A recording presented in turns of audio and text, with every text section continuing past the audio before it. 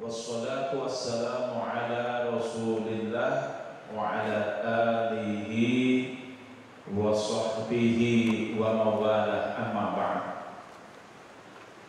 Qala Allah Ta'ala fi kitabihil karim wa huwa asdaqul qailin. A'udzu billahi minasyaitonir rajim.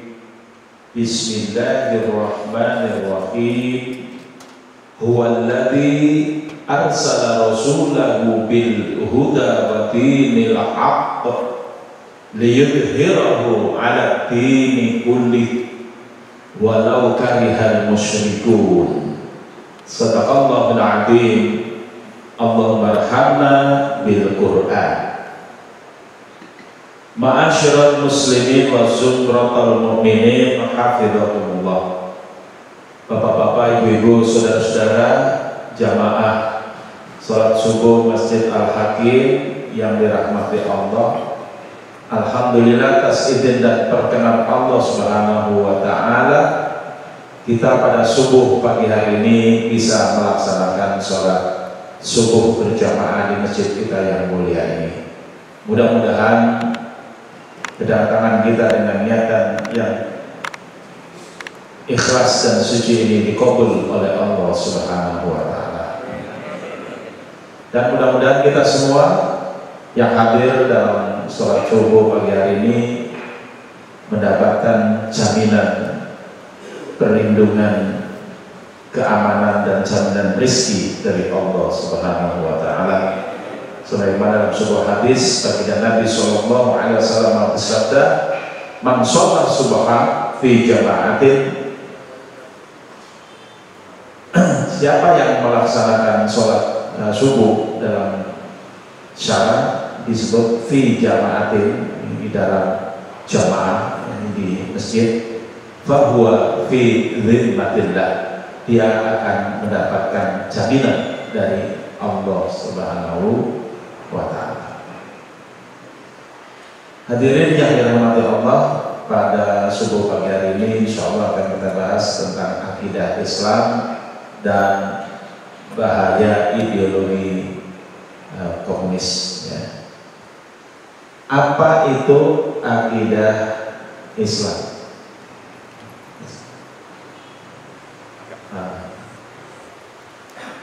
Fal aqidah fillallah ma'khudatun minal aqd.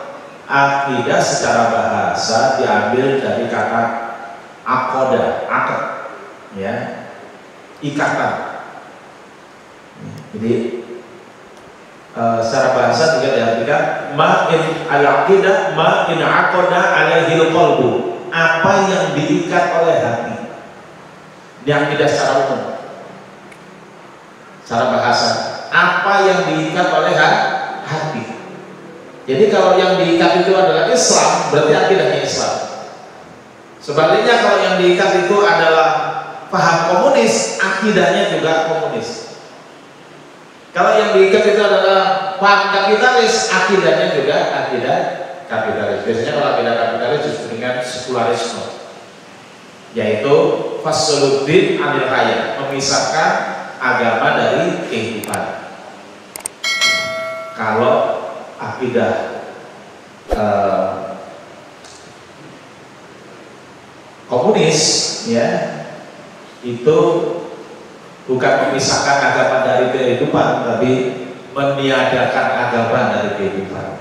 Jadi sebenarnya kapitalis dan komunis itu adik kakak. Kapitalis kakaknya, komunis adiknya, ya, 11-12 sebenarnya, ya, begitu. Nah, jadi kalau dilihat dari sejarah asal usulnya itu mula-mula dari abad pertengahan, masa ke-8 Eropa, di mana terjadi perselingkuhan antara kekuasaan feodal, kekuasaan raja, kekuasaan kaisar di berbagai negara itu bersekutu dengan kekuasaan gereja. Nah, dari persekutuan itulah terjadinya kezaliman. Sampai kita bisa mendengar slogan dari revolusi Prancis itu adalah gantunglah kaisar terakhir, dengan usus pendeta terakhir. Nah begitu.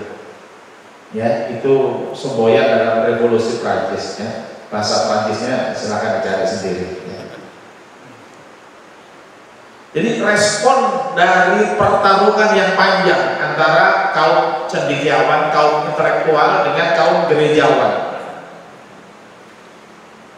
itu menghasilkan dua. Yang pertama adalah yang disebut dengan penyelesaian jalan tengah.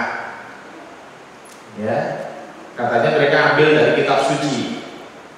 Berikanlah hak Kaisar kepada Kaisar dan hak Tuhan kepada Tuhan. Itulah yang kemudian menjadi sekularisme. Jadi hak Tuhan itu hanya di saat baptis, saat nikah, dan saat kematian. Di luar saat itu semua hak Kaisar. Berarti yang menentukan hukum, undang-undang, pajak, macam-macam itu Kaisar. Kemudian lama-lama Kaisar hilang menjadi republik, ya. Nah, jadi apa itu? Ya, tidak ada menteri atau presiden atau kanselir atau apalah macam-macam. Kemudian yang lebih ekstrim adalah munculnya ideologi komunis. Itu sebenarnya respon dari kegelisahan masyarakat dan penderitaan mereka terhadap perselingkuhan kekuasaan antara penguasa dengan agamawan atau gereja pada waktu itu. Sampai-sampai muncul istilah dari Karl Marx, ya, pencetus ideologi komunis, yaitu bahwa agama adalah candu bagi masyarakat. Ya, Nietzsche mengatakan bahwa Tuhan telah mati. Ya, jadi manusia itu tanpa Tuhan, ya, tanpa campur tangan Tuhan. Jadi mengatur dirinya sendiri. Ya. Nah, namun kalau kita baca-baca, saya nggak terlalu terikat dengan ini ya. Pokoknya mengalir aja deh, ya. Tapi nanti kalau diperlukan kita buka. Saya coba baca-baca tadi malam tuh Wikipedia macam-macam. Itu saya cari-cari tentang ideologi komunis. Itu kelihatannya kalau kita nggak jeli itu bisa terpengaruh. Itu kayaknya nggak ada negatifnya, itu positif semua. Apa ini Wikipedia-nya udah berubah atau bagaimana? Allah alam. Ya, mari-mari beredar di WA bahwa mengenai peristiwa. Untung ini mengenai peristiwa dan mengenai peristiwa di Indonesia. Bagaimana tahun 65, bagaimana tahun 65 khususnya disebut bahwa PKI menjadi korban. Tapi mungkin bapak-bapak kita mungkin masih ada yang mengalami peristiwa tahun 65 itu. Kalau bapak saya udah meninggal, Pak. Saya ingat bapak saya itu dulu pegawai negeri. Nah, zaman itu pegawai negeri ya, praktek kan ya. Oh, pada waktu itu, jadi bapak saya pegawai negeri, otomatis PNI lah begitu kira-kira. Tapi itu termasuk, bapak saya pernah cerita, termasuk yang sudah disediakan lubang buat dimasukin ke lubang kuburan. Jadi cerita lubang ini ternyata banyak di mana-mana, tidak hanya di lubang buaya. Lubang buaya itu khusus untuk yang jenderal-jenderal itu aja, tapi lubang-lubang di tempat-tempat lain ada. Saya kemarin ketemu dengan Abah Raud, pernah disebut Abah Raud Bahar. Beliau cerita bapaknya yaitu Syekh Ahmad Bakri itu juga pamit kepada anak-anaknya bahwa dirinya sudah disiapkan lubang oleh orang-orang yang berideologi komunis pada waktu.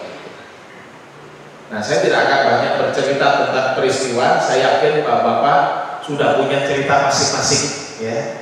Nah, tapi yang ingin saya soroti adalah sejauh mana bahaya dari ideologi itu, dan tentunya ukurannya apa?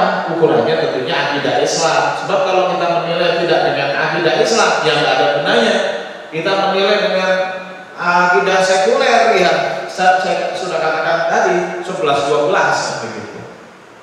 Nah, kita akan menilai dengan akidah Islam. Oleh karena itu kita coba kita lihat apa itu akidah Islam. Di situ dikatakan wa fil istilah al-iman al-jazim billahi ta'ala wa bima yajibu lahu minat tauhid wal iman bil malaikatihi wa kutubihi wa rusuli wal yaumil akhir wal qadri khairihi wa syarrihi wa bima yatafarraqu an hadhil usul wa yalhaqu biha mimma huwa min usuluddin.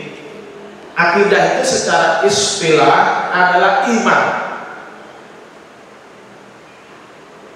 atau at-tasdiq.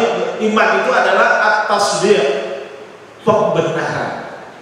Lawannya adalah al-kufr atau at-takdzib, pendusta. Makanya kalau kita baca Quran ada kaifa kana aqibatul mukadzibin. Mukadzibin itu artinya orang-orang kafir, orang-orang yang mendustakan. Ya, lamanya al-mu'minin artinya adalah orang yang mentasdik, yang membenarkan.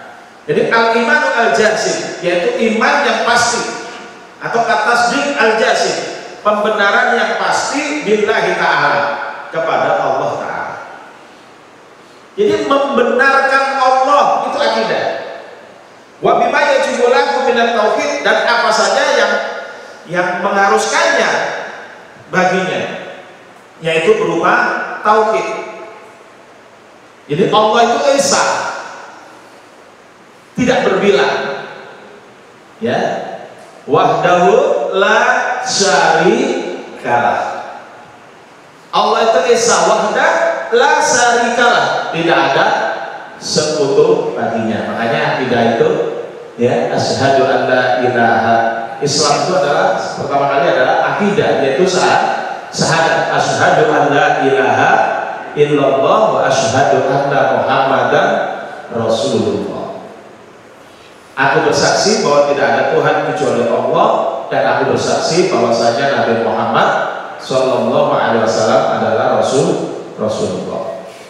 Wal imanu bi malaikatihi wa kutubihi, dan iman kepada para malaikatnya.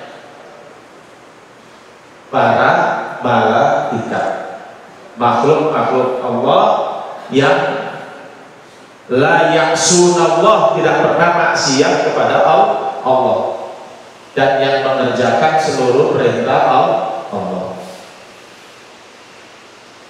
Wa kutubihi, dan iman kepada kitab-kitabnya, terutama tentunya kitab Al-Quran yang turun kepada baginda Nabi Muhammad sallallahu alaihi wasallam, maupun kitab-kitab sebelumnya yang kita imani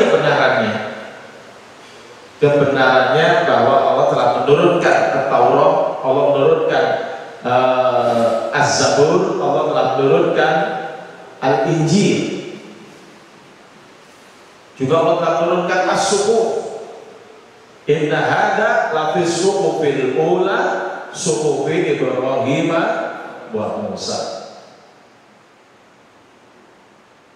Wa rusulihi, iman kepada para rasul, wabil khusus iman kepada kerasulan baginda Nabi Muhammad sallallahu alaihi wasallam. Makanya syahadat itu syahadatain, asyhadu an la ilaha illallah wa ya, tidak ada Allah, tidak ada Tuhan, Tuhan sudah mati, apalagi kiamat, kagak ada kiamat. Paham mereka adalah manusia berasal dari tanah kembali ke tanah. Manusia berasal dari materi kembali kepada materi. Kalau ideologi kita berasal dari, kita tidak berasal dari mana, Pak? Allah, dan kembali kepada Allah. Itu yang bapak-bapak biasanya, ya. Inna lillahi wa inna ilaihi rajiun. Ini agak kurang respon nih, ya. Apa gara-gara 3 bulan tidak pernah nganterin ke kuburan lagi, ya? Karena semua diantarkan oleh para astronom, ya kan? Itu efek, ya, dari pandemi katanya. Bukan efek pandemi, efek cara penanganan pandemi. banyak cerita itu Pak ya, termasuk tetangga saya sakit gigi, ya 2 hari masuk rumah sakit, setelah itu nggak pulang Pak, langsung ke kuburan, diantar astronot, ya Allah, sakit gigi. Ya kita pasrahkan kepada Allah, ya kita doakan dia mati syahid. Wal qadari khairihi wa syarrihi, ya, dan qadar atau takdir yang khair maupun yang syar, yang kita rasakan atau kita anggap khair maupun kita anggap syar.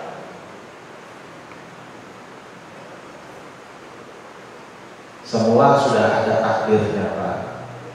Siapa yang meninggal, meninggalnya di masa pandemi atau tidak, itu semua sudah ada.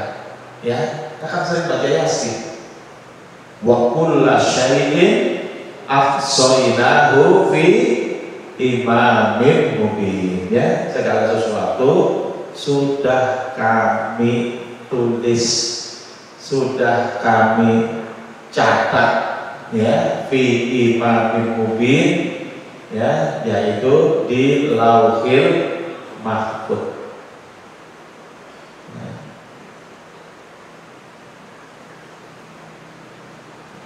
Saya nggak tahu di masjid ini kemarin selama pandemi berapa yang meninggal? Ada 2. Semua dari astronom? Enggak. Oh iya, lebih aman meninggal di rumah, ya, karena nggak kena proyek, ya mungkin. Kalau ke rumah sakit udah pasti kena proyek, Pak. Tadi yang saya bilang sakit gigi itu bisa. Ini ujian Pak ya. Ujian. Anak cucu kita akan membaca tahun 2020 terjadi kejadian apa di seluruh dunia, termasuk di SD. Ya. Nah, waktu itu kakek saya ikut apa dan sebagainya, itu mungkin ada cerita. Buatlah cerita yang baik. Wa bima tafarru'an hadhil usul wa yalhaqu biha, dan apa saja yang merupakan cabang-cabang dari yang mengikutinya yang merupakan usuluddin. Apa cabang-cabang itu? Misalnya tentang rezeki, tentang ajal, tentang tawakal, itu merupakan usul merupakan furu' ya daripada akidah, ya, bagian yang merupakan apa istilahnya turunan. Kan akidah itu kan rukun iman yang 6 tadi ya, iman kepada Allah, iman kepada para malaikat, iman kepada kitab-kitabnya, iman kepada para rasulnya, iman kepada hari akhir, dan iman kepada qadar, ya, kepada takdir. Di antara iman itu adalah iman kepada ajal, bahwa tidak akan terjadi maut kecuali sudah sampai ajalnya. Maut pasti datang Pak. Kullu nafsin dha'iqatul maut. Setiap jiwa pasti akan merasakan mati. Tapi matinya bagaimana, caranya apa, waktunya kapan, di mana, itu semua nggak tahu kita. Hanya kita berharap mati kita adalah husnul khotimah. Itu yang paling penting kita pikirkan. Bagaimana kita mati husnul khotimah. Kalau kita rajin ke masjid, insya Allah matinya nggak jauh dari masjid. Kalau kita biasa berjihad di medan tempur, insya Allah matinya nggak jauh dari medan tempur. Walaupun ada juga yang berjihad di medan tempur, matinya tetap di atas kasur, seperti Sayyidina Khalid bin Walid. Rezeki Pak, rezeki itu dikejar atau tidak dikejar itu sudah catatan dari Allah Subhanahu wa Ta'ala. Cuma kita nggak tahu rezeki yang kita kejar kemana. Karena ada rezeki yang memang harus kita kejar, ada juga rezeki nggak pakai dikejar. Saya begitu kena musim pandemi, pertama kali yang dilarang itu kan bukan sholat Pak. Pertama kali yang dilarang itu pengajian. Jadi pengajian di lockdown dulu oleh masjid. Mohon maaf Pak Ustadz atas ini dan ini, kami memutuskan untuk pengajian dihentikan dulu sampai waktu yang tidak ditentukan. Sampai hari ini nggak dibuka-buka. Terus saya tanya, alasannya apa? Katanya social distancing. Tapi sholat masih ada, oh masih Pak Ustadz. Padahal kalau sholat itu penuh rapat, ya. Kalau pengajian itu paling ya ngobrol di pinggir-pinggir di kantor. Jadi kalau secara social distancing harusnya sholat ditutup dulu baru pengajian ditutup gitu. Tapi ini kebalik, ya ini yang terjadi. Saya bilang kepada supir saya, Pak, kita kena lockdown ini, nggak ada penghasilan gitu Pak. Tapi ini mungkin skenario dari Allah. Kita belum tahu apa sebenarnya. Ternyata alhamdulillah kurang lebih 2 minggu atau 1 bulan setelah saya dihentikan pengajian itu, subhanallah, supir saya itu dapat rezeki yang gedenya jauh lebih gede daripada penghasilan saya. Jadi saya menjadi tenang gitu. Kenapa? Alhamdulillah supir saya sudah punya penghasilan gitu. Dan subhanallah, masjid-masjid yang kemudian melockdown itu sebagian besar kirim SMS, Pak Ustadz minta nomor rekeningnya gitu. Padahal saya nggak ngajar gitu. Nah itu kan namanya skenario dari Allah ya. Biasanya ngajar dulu baru dapat upload. Ini nggak pakai ngajar itu langsung dapat upload. Ya sampai suatu hari Jumat saya ada masjid yang masih Jumatan gitu. Saya diminta untuk khutbah Jumat. Ya saya Jumatan ya khutbah. Gitu. Ya saya sebagaimana biasa saya khutbah aja, enak aja, biasa aja gitu ya. Pulang di uploadin, alhamdulillah. Nggak ada jadwal sebelumnya karena para khotibnya pada takut khutbah di masjid itu tetap khutbah walaupun di situ minoritas gitu. Masjid di mana saya khutbah yang sudah dihentikan kirim SMS, Pak Ustadz kirim WA tolong rekeningnya ya, karena khutbah Pak Ustadz sudah kami coret, tapi kami punya kebijakan siapapun yang khutbah jadwalnya walaupun nggak datang tetap kami kirim bisaronya. Jadi apa dua Pak? Alhamdulillah bahwa Ramadan itu yuzatu fihi rizqul mukmin, kejadian bahwa bulan Ramadan adalah bulan di situ rezeki mukmin ditambah. Jadi ini bagian dari akidah Islam yang kita miliki yang membuat kita itu nggak perlu takut sama rezeki Pak. Karena rezeki sama ajal itu nanti akhirnya gandengan Pak, berimpit di satu titik. Titik akhir rezeki adalah titik akhir umur kita. Jadi kalau Bapak umurnya belum berakhir, nggak perlu takut kehabisan rezeki. Rezeki akan habis saat umur kita habis. Kalau umur kita habis, perlu rezeki enggak? Nggak perlu kan? Iya, mau mati kok nggak perlu rezeki. Jadi itu aja. Berarti apa? Orang yang berakidah Islam itu akan optimis selalu dalam hidup. Demikian juga masa pandemi ini. Nggak perlu kita takut, sama sekali nggak perlu takut. Justru kita harus bersyukur gitu. Kenapa? Allah itu menyayangi umat Islam. Orang itu mati yang paling mulia disebut dengan mati syahid, masuk surga tanpa hisab, ya kan? Mati syahid itu ada mati syahid di medan tempur. Ada juga mati syahid tidak di medan tempur. Mati syahid di medan tempur disebut syahid di dunia wal akhirah, perang dulu. Mati lalu dikubur dengan bajunya dan darahnya, tanpa dimandikan, tanpa dikafani, tanpa disolati. Nah ini orang Indonesia sudah lama tidak mengikuti paham mati syahid, sudah lama. Dulu kakek nenek moyang kita mengikuti paham itu. Mereka dapat waktu memerdekakan Indonesia ini. Indonesia merdeka karena darah para syuhada. Siapa syuhada? Syuhada itu kan jamak dari kata syahid, orang-orang yang mati syahid. Kalau mereka waktu itu nggak berani bertempur melawan Belanda, tidak berani bertempur melawan Jepang, ya nggak ada Pak Indonesia merdeka. Begitu. Artinya pada waktu itu Allah buka pintu syahid, Allah buka. Makanya mereka kemudian dikubur sebagai syuhada. Cuma saya nggak tahu siapa yang punya akal diganti istilahnya dengan pahlawan. Tapi ya nggak apa-apa, karena pahala itu artinya orang yang mendapat pahala. Maka kalau koruptor dikubur di situ ya nggak cocok. Karena kalau koruptor itu bukan pahlawan tapi dosawan, ya. Mestinya ada kuburan khusus, ya, namanya kuburan dosawan. Nah, koruptor dikuburnya di situ mestinya.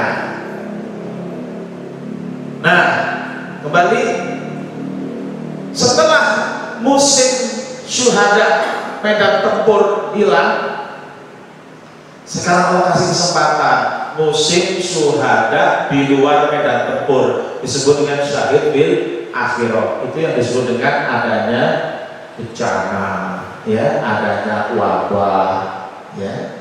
Jadi oleh karena itu dalam sebuah hadis dikatakan bahwa taun yang disebut wabah di zaman Nabi itu adalah azab yang Allah kirimkan kepada siapa saja dan menjadi rahmat bagi orang mukmin. Dan orang mukmin yang mendapatkan rahmat itu adalah orang yang yakin bahwa tidak akan nanti dia kena wabah kecuali sudah ditetapkan oleh Allah di Lauhul Mahfuz. Nah, ini sayang hadis ini kemudian ada ulama-ulama yang kurang sadar mengatakan jangan sok-sokan dengan hadis itu, jangan melawan maut dan sebagainya. Kita nggak melawan maut, cuma kita yakin kalau memang Allah ambil nyawa kita, ya, dalam suatu peperangan misalnya atau dalam suatu musibah, ya mati kita. Tapi kalau Allah belum kasih kita mati, ya hidup kita walaupun ada dalam peperangan, walaupun dalam ada wabah. Yang paling penting kita sobirun muhtasibah, begitu dikatakan oleh hadis. Menghadapi wabah itu sabar dan bersungguh-sungguh. Bersungguh-sungguh apa? Daful bala, menolak bala, dan bersungguh-sungguh mencari pahala dari Allah Subhanahu wa Ta'ala. Alhamdulillah sebenarnya masa pandemi di Indonesia ini akan segera bisa diatasi. Tidak perlu dengan cara-cara di luar Islam. Saudara-saudara kita sudah ada yang menemukan alat untuk melemahkan virus, namanya microcontroller. Sudah diuji di salah satu rumah sakit COVID, ya. Saya bawakan beberapa orangnya yang sudah diuji 1 minggu di sana, dipaparkan. Alhamdulillah, ya, rupanya virusnya sudah mati atau sangat berkurang, gitu ya. Kalau menurut server yang ngamati itu sudah pada mati, ya, jutaan virus mati. Nah, ini keyakinan kita, akidah Islam kita. Ini nggak boleh hilang, Pak, dari diri kita. Iman yang pasti ini. Nah, untuk bisa terkait dengan menghadapi bahaya komunis, kita harus paham bagian sisi mana akidah yang harus kita paham. Saya sampaikan di situ, dalam pandangan hidup Islam, kita milik Allah dan akan kembali kepadanya. Inna lillahi. Mungkin ayat sebelumnya adalah wasta'inu bis-sabri was-shalah wa innaha lakabiratun illa 'alal khashiyin alladzina yadunnuna annahum mulaqu rabbihim wa annahum ilaihi raji'un. Ya. Minta tolonglah kalian dengan sabar dan sholat. Jadi sabar dan sholat itu menghadapi ujian apapun. Dan ujian apapun, musibah apapun, alladzina idza asabatuhum musibah qalu inna lillahi wa inna ilaihi raji'un. Itu ideologi kita sebenarnya, keyakinan kita, itu akidah kita. Jangan sampai lepas dari kita. Jangan karena ada pandemi begini, waduh, medsos bunyi begini, media bunyi begini, kita ketakutan sendiri, lalu nggak berani datang ke masjid. Padahal kita diminta untuk minta tolong pada Allah. Minta tolong pada Allah itu adalah bisobri was sholat, dengan sabar dan sholat. Nggak ada musibah aja banyak yang berat datang ke masjid, betul nggak? Ada musibah, kesempatan. Malah yang masjid, yang datang ke masjid malah bandel, wah macam-macam. Seolah-olah masjid itu menjadi tempat yang lebih buruk dari rumah. lebih buruk dari masa. Padahal kita udah tahu dari ahli virologi bahwa penyebaran virus itu melalui droplet. Cukup pakai masker aja sebenarnya udah aman. Dan kalau bapak-bapak pakai masker, sholatnya juga nggak perlu diregangin, Pak. Udah pakai masker masih diregangin juga, itu berlebihan, ya. Kecuali kalau nggak pada pakai masker, saya masih bisa memahami kalau renggang. Tapi kalau udah pakai masker semua, rapat saja. Karena di dalam rapat itu ada barokahnya, ada fadilahnya. Pahala kita naik 27 kali. Kemarin saya dengar ada penelitian bahwa orang dengan merapatkan tubuhnya saling ngecas satu sama lain. Dengan sholat kita rapat saling ngecas satu sama lain, saling kuat satu sama lain. Nah, sholat itu memang berat. Bagi yang hatinya ada penyakit, ada kenifakan, ada kekufuran. Illa ala khasyin, kecuali bagi orang-orang yang khusyuk. Siapa yang khusyuk? Alladzina yadunnuna, mereka yang yakin annahum mulaqu rabbihim, bahwa mereka akan kembali, akan bertemu dengan Tuhan mereka. Wa annahum ilaihi rajiun, bahwa mereka akan kembali kepadanya. Ini akidah. Jadi kalau kita ringkas kehidupan ini, dari mana manusia sebelum lahir ke dunia, untuk apa manusia hidup di dunia, setelah mati atau meninggalkan dunia ke mana? Menurut akidah Islam, dari mana sebelum lahir di dunia? Dari Allah kita. Makanya inna lillahi, kita milik Allah, kita ciptaan Allah. Makanya berhak Allah menjadi Khalik, pencipta. Itu adalah fakta. Kita adalah makhluk ciptaan, maka Allah disembah, itu haknya. Kita sebagai ibad, sebagai hamba yang menyembah, kewajiban kita. Untuk apa manusia di dunia? Ibadah. Karena Allah sudah nyatakan, wa ma khalaqtul jinna wal insa illa liya'budun, tidak menciptakan jin dan manusia melainkan untuk ibadah. Jadi hidup kita di dunia ini ibadah aja, Pak. Ibadah aja. Semuanya ibadah. Cuma ada ibadah yang mahdo, yang khusus, seperti sholat. Ya, sholat itu khusus, ibadah yang khusus, ditentukan tata caranya secara khusus. Ya, ada saum, ada haji, ada umroh, ada jihad, itu ibadah khusus. Ada sedekah, ada zakat, itu ibadah khusus.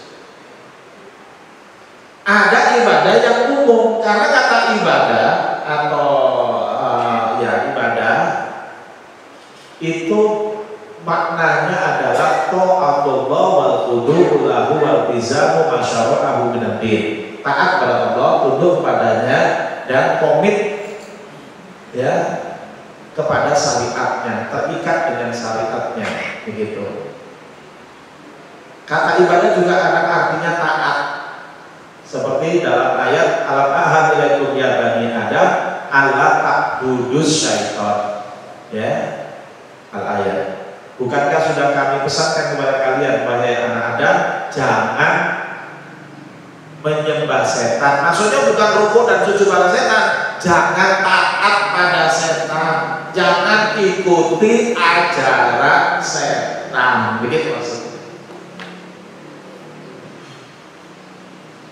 Tapi itu ikutilah ajaran Allah. Gitu. Nah, setan itu tidak berarti hantu. Ya. Bisa, setan itu bisa berubah ideologi. Ya, setan itu bisa berubah atasan. Ya, berupa orang yang berkuasa, bisa berupa pemimpin, bisa. Nanti kapan-kapan saya kesini lagi akan saya terangkan lebih dalam ayat-ayat tentang hubungan pemimpin dengan yang dipimpin di neraka. Tapi ceritanya tentang di neraka yang nanti soal sekarang nanti seperti itu. Nah, setelah mati meninggalkan dunia kemana? Nah, kita lihat firman Allah SWT.